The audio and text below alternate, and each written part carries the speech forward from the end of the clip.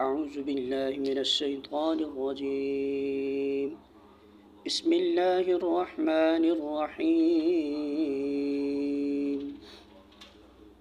كنتم خير أمة أخرجت للناس تأمرون بالمعروف وتنهون عن المنكر وتؤمنون بالله ولو آمن أهل الكتاب لكان خيرا لهم منهم المؤمنون وأكثرهم الفاسقون۔ سورہ آل عمران آیت نمبر 110۔ ترجمہ: اب دنیا میں وہ بہترین گروہ تم ہو جسے انسانوں کی ہدایت و اصلاح کے لیے میدان میں لایا گیا ہے۔ تم نیکی کا حکم دیتے ہو، بدی سے روکتے ہو اور اللہ پر ایمان رکھتے ہو۔ یہ اہل کتاب ایمان لاتے تو انہی کے حق میں بہتر تھا، اگرچہ ان میں کچھ لوگ ایمانداری بھی پائے جاتے ہیں مگر ان کے بیشتر افراد نافرمان ہیں۔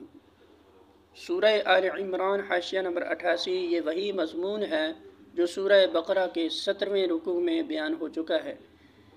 نبی عربی صلی اللہ علیہ وسلم کے متبعین کو بتایا جا رہا ہے کہ دنیا کی امامت اور رہنمائی کہ جس منصب سے بنی اسرائیل اپنی نااہلی کے باعث معزول کیے جا چکے ہیں، اس پر اب تم مامور کیے گئے ہو، اس لیے کہ اخلاق و اعمال کے لحاظ سے اب تم دنیا میں سب سے بہتر انسانی گروہ بن گئے ہو، اور تم میں وہ صفات پیدا ہو گئی ہیں جو امامت عادلہ کے لیے ضروری ہیں، یعنی نیکی کو قائم کرنے اور بدی کو مٹانے کا جذبہ و عمل، اور اللہ وحدہ لا شریک کو اعتقاد و عملاً اپنا الہ اور رب تسلیم کرنا۔